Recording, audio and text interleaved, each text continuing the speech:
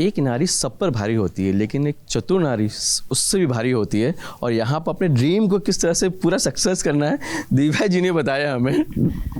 जी हाँ, हमारी पिक्चर आ रही है एक चतुर नार, और उमेश सर ने बनाई है, नील नितिन मुकेश जी भी हैं, मैं भी हूँ, और बहुत ही एंटरटेनिंग फिल्म हमने बनाई है जिसमें बहुत ही आज का रेलेवेंट टॉपिक उठाया कि टेक्नोलॉजी का कोई भी मिसयूज़ कर सकता है। हमारे फ़ोन में हमारी जान अटकी होती है, एंड फिल्म में बहुत क्वर्क है, ह्यूमर के साथ सस्पेंस का तड़का भी है, थ्रिलर का तड़का भी है। एंड ऑफ कोर्स जैसे कि आपने कहा कि नारी जो है सब पर भारी होती है, दैट्स वेरी ट्रू, क्योंकि आजकल नारी अबला नारी नहीं रही, आजकल नारी जो है वो बड़ी चतुर है जी। इन्होंने आपकी कहते हैं ना कि आपकी पूरी लाइफ को उथल पुथल कर दिया इन्होंने।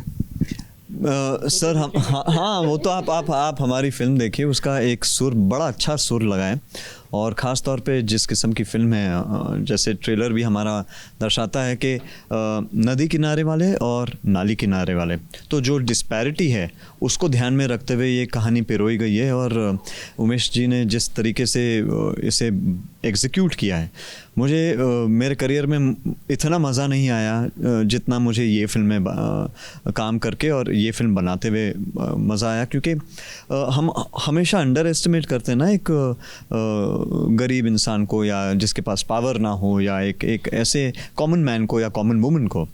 बट ये वो इंटरेस्टिंग कहानी है जहाँ आप एक इतने पावरफुल बंदे को टक्कर में डाल देते हैं एक ऐसी सिंपल कॉमन वुमन से जो कि इतनी चतुर है, और क्या क्या होने लगता है, तो फिर वो तो आप फिल्म देखेंगे। देखिए उमेश सर, मैं आपसे जानना चाहूँगा कि 2 लाइफस्टाइल आपने दिखाई पिक्चर के अंदर, एक नाली किनारे और रियल, आपके लिए सबसे बड़ा टास्क क्या था शूटिंग के दौरान?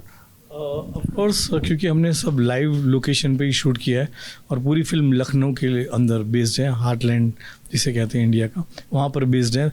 और वहाँ के जो एकदम ही जो स्लम्स एरिया है, बादशाह नगर, वहाँ पर भी शूट किया है, मेट्रो में भी शूट किया है। तो कभी कभी आप जैसे टुंडे कबाब वहाँ के फेमस है, तो वो गलियों में भी किया है। तो रियल लोकेशन पे शूट करना थोड़ा डिफ़िकल्ट होता है, बट आई वुड से कि बहुत अच्छे से मैनेज हुआ।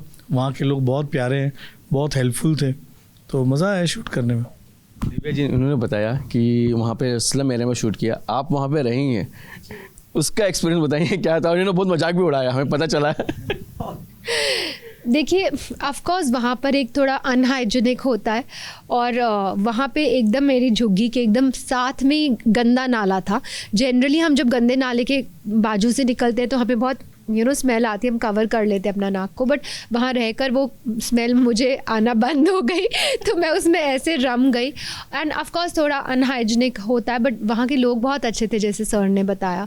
मेरे बाद में आने के बाद वहाँ पे लाइस भी हो गए थे हेयर में, मतलब क्योंकि वहाँ का थोड़ा कंडीशंस ऐसा था। बट ये था कि वहाँ के लोगों में एक सेटिस्फैक्शन है, बहुत कुछ मैंने वहाँ सीखा कि हम जनरली सोचते हैं कि ये चीज़ मिलेगी तो हम खुश होंगे, वो मिलेगा, बट वहाँ के लोगों में एक अंदर से सेटिस्फैक्शन है। उनके एम्बिशंस इतने बड़े नहीं हैं, तो वो अंदर से ज़्यादा सेटिस्फाइड है। तो नाले किनारे वालों से भी सीखने को बहुत कुछ मिलता है। बट आपने अपने एक्सेंट, जो आमतौर पे एक्सेंट अलग, तो वहाँ के एक्सेंट भी कितना आपने अपने लिए वर्क किया, और मेकअप के बाद को जो भी मेकअप है तो बहुत ही अच्छा आपका मेकअप किया है, एक ओरिजिनल लग रहा था। एक्सेंट तो देखिए काफ़ी वर्क किया मैंने, क्योंकि वहाँ की एक डिक्शन, एक लहजा चाहिए था, जो मेरा ओरिजिनली वो लहजा है नहीं। मैंने कभी भी यूपी की भाषा बोली नहीं है, मैं पंजाबी हूँ, तो वो तो मतलब मैंने सीखा। बट मैं जल्दी पकड़ लेती हूँ, बहुत पैशन डालती हूँ अपने काम में, तो आ गया।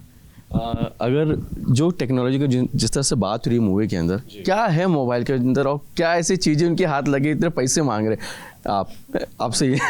सर आपने मुझे अभी तक पैसे दिए नहीं फिल्म देखने के।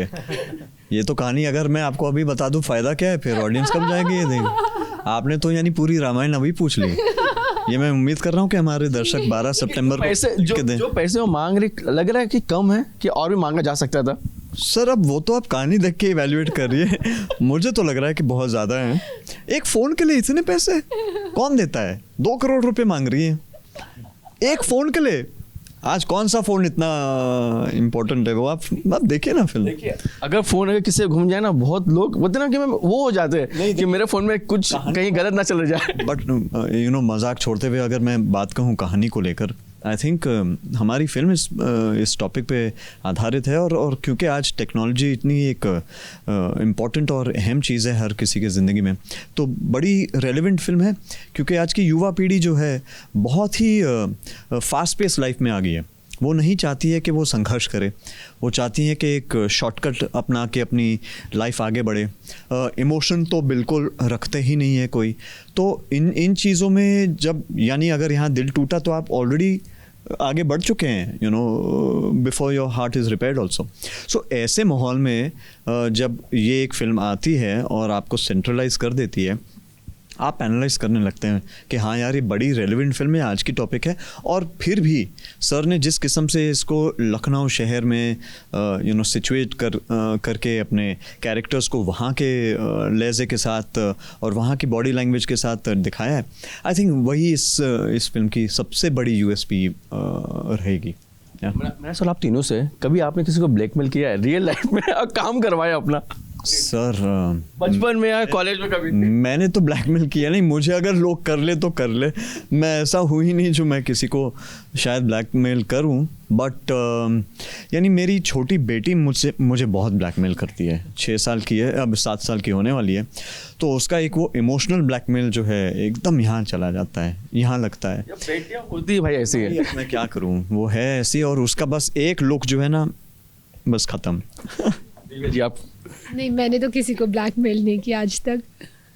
क्यों आप ऐसे शक से देख परेशान किया है मुझे, देखिए। क्या मतलब ऐसे शक में देख रहे हैं कि क्या? सारा इस फिल्म के लिए बचा के रखा था, इस फिल्म के लिए बचा के रखा था। आपने कभी सच किसी को? मैंने ब्लैकमेल नहीं किया है, पर मैं थोड़ा चतुर हूँ, मतलब कहीं मैं रास्ता अपना निकाल लेता हूँ। हाँ, मैं कहीं अपना रास्ता निकाल लेता हूँ। तो वैसे मतलब विदाउट टिकट भी अगर कभी ट्रेन में मुसाफरी की हो तो निकल जाऊँ या ऐसा, पर पकड़ा भी जाता था, तो वो भी बात है। पर स्ट्रीट स्मार्ट गिरी है हमारे में।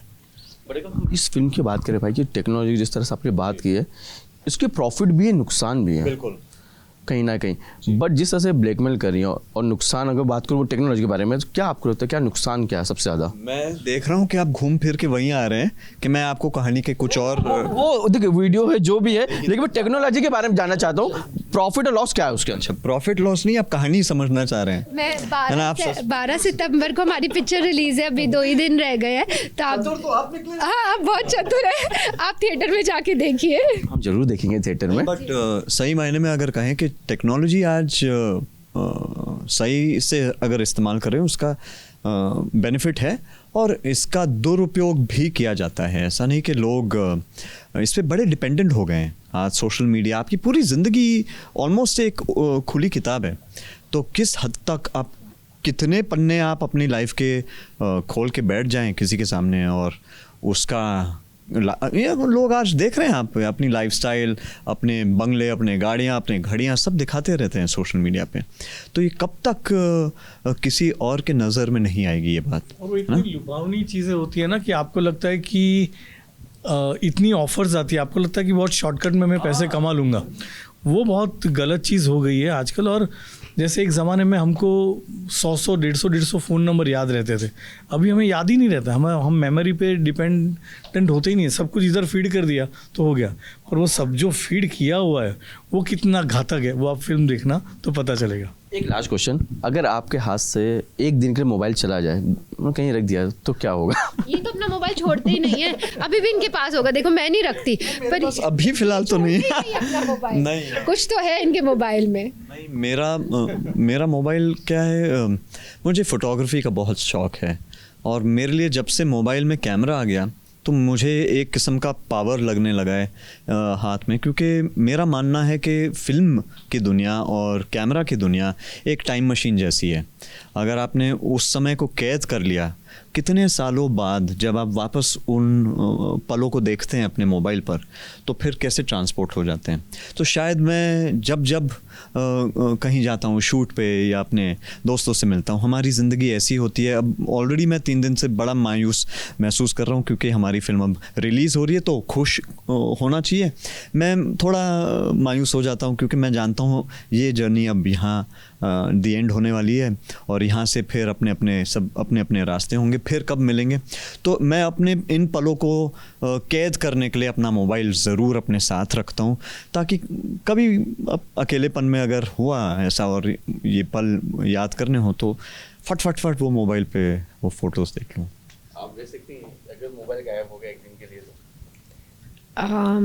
हाँ, मेरे ख्याल से मैं रह सकती हूँ। मैं एक्चुअली शूट पे भी अपना मोबाइल साथ नहीं रखती। मैंने देखा नील ने इतने अच्छे अच्छे BTS बनाए हुए पूरा वहाँ स्लम्स में, सब जगह, हर जगह की इन्होंने शूटिंग की। मैंने सोचा मैंने तो कुछ किया ही नहीं ये मेरे पास तो कोई BTS ही नहीं है, क्योंकि मैं रखती नहीं हूँ अपने पास मोबाइल।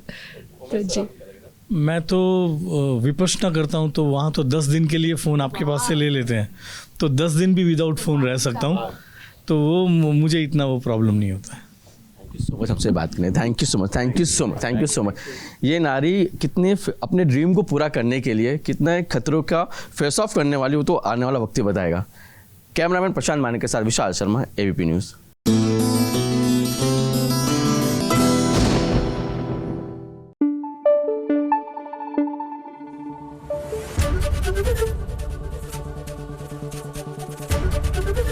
ABP न्यूज़ आपको रखे आगे।